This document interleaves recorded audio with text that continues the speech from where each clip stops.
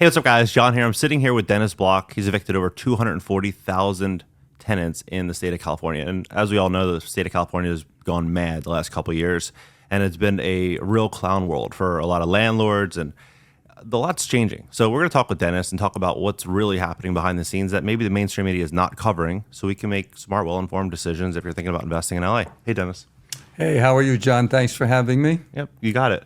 So how long have you been an attorney? This is actually my 43rd year of being an attorney. Got it. So what have you seen over the last, 20 years? Has it been a slow erosion of landlord rights in LA? It's not only LA, but it's the entire state of California. Every piece of legislation by either a local municipality or on a state level has been to try to do away with property rights. Mm-hmm. For some reason, the industry, the income property industry, has been vilified by the media, by our politicians, and it's the only industry where we're seeing legislation piece after piece coming after us. For example, in the no other industry in the entire United States has price controls except for one industry, and that would be income property owners. The theory that our industry is so vital for humans that it needs to be controlled. Well, you know something? Drugs are vital for society.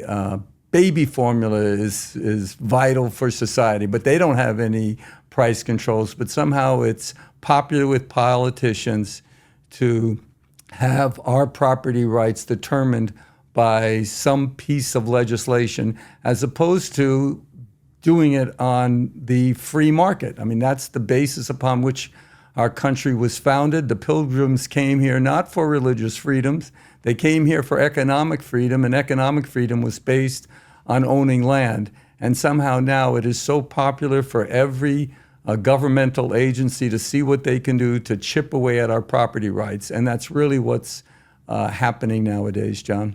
It's a really unfortunate situation. Are you seeing that ramp up tenfold over the last 3 years, or has it just been gradually every single year just a little bit worse? No, actually, it's just since the pandemic, when landlords could not basically do an eviction for 4 years. And for 4 years, landlords could not enforce their contractual rights.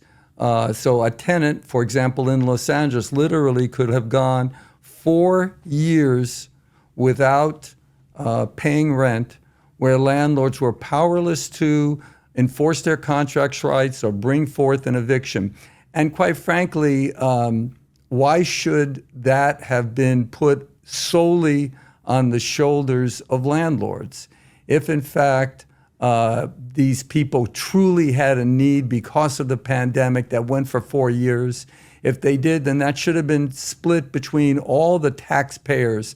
But what they did was they individually made one landlord support one tenant. So many times we would see landlords where this unit owes me $40,000, this unit owes me $25,000, and it just goes on and on. Individual people supposed to support other individual people. Nowhere in our society has something like this occurred.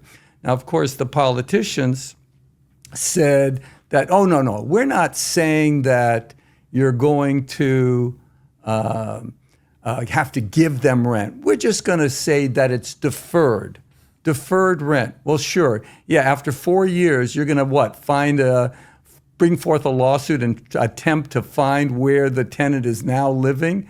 So everyone knew, God knows, the politicians knew that this was just going to be a total theft of rent. And there are a couple of lawsuits right now against the city of Los Angeles, which, quite frankly, if they're held in favor of the landlords groups that have brought them, then the city will really be in a poor situation because, quite frankly, what we just saw is just a theft of property rights. And how many times a week, I would say 3-4 times a week, I would get a phone call from a landlord where he would state that, my tenant who hasn't paid rent in a year and a half, he just bought a brand new car. He just bought a brand new car. I'd hear that 3 or 4 times. Well, of course the tenant bought a brand new car because they didn't have to pay the rent. And this had nothing to do In 95% of the cases, it had nothing to do with an inability to pay because of COVID. Had nothing to do with that. Maybe the first year you could say a lot of people were out of work, but after that, for the next 3 years, the city of Los Angeles and other municipalities enforced these insane COVID rules that basically just stole money from landlords. It's a tragedy is what's happening to landlords right now in the state of California. And to me, it seems like this is probably just the beginning of the clown show that we're witnessing.